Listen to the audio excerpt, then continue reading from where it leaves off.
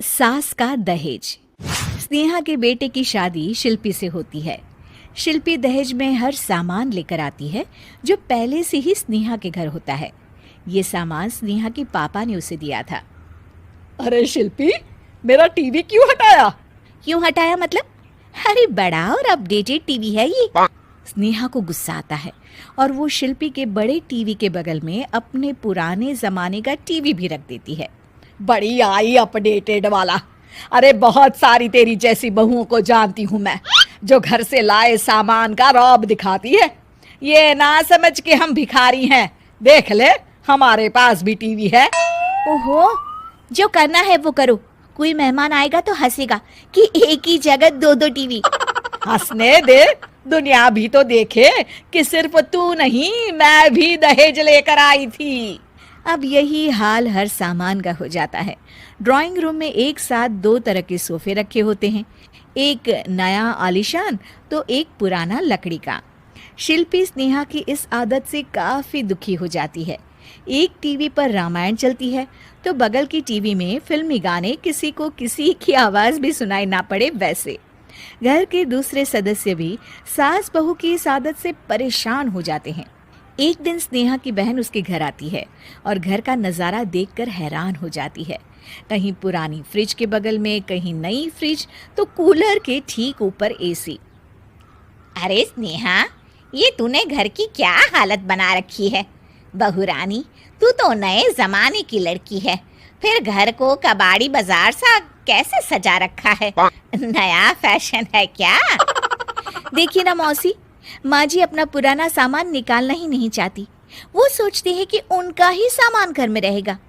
अरे बहन, तू इस मामले में ना बोल तो ही अच्छा है।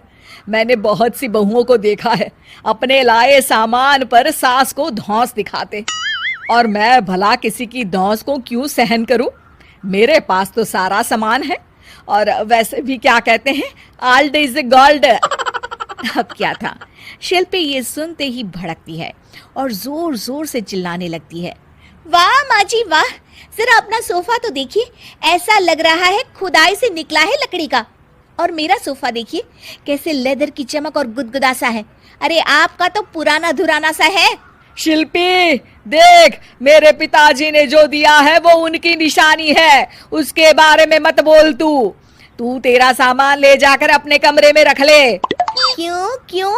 मैं अपना सामान क्यों कमरे में रखूं? और जो मेरे ससुराल आए वो यही कहे, ओ कितना ओल्ड फैशन घर है। दोनों की बहसा बहसी में मौसी सर पकड़ लेती है। तुम दोनों जब देखो तब लड़ती रहती हो। मैं तो चली किचन में बादाम का शरबत बनाने। सुन, बादाम का सिलबट्टा जो मेरी माँ ने दिया था उसमें पीस लेना। तो शिल्पी बोल पड़ती है। मौसी कसम है आपको, आप मेरे पापा की दी मिक्सी में ही बादाम पीसिएगा। खैर, मौसी तो जाती है किचन में, लेकिन ड्राइंग रूम में सास बहू की बहसा बहसी जारी रहती है।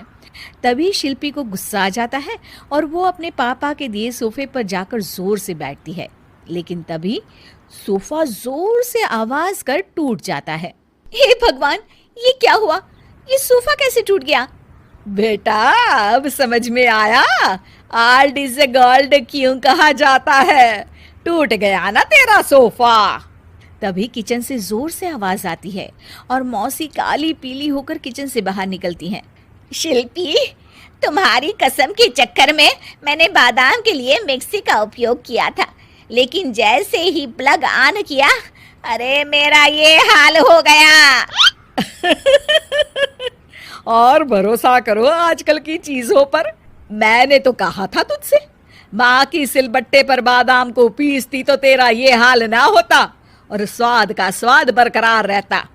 अरे जब सब चीजें घर में थी तो क्या जरूरत थी तेरे पापा को सामान देने की? वैसे भी बहू, आजकल दहेज वही मांगता है जिनकी खुद की काबिलियत नहीं होती। आप ठीक कह रही हैं माँ जी। मेरे लिए ये सौभाग्य की बात थी कि आप लोगों ने पापा से कोई डिमांड नहीं की थी, लेकिन मैं आपको समझ ही नहीं पाई। मुझे माफ़ करिए। अब इस घर में नई चीज़ तभी आएगी जब पुरानी खराब हो जाएगी।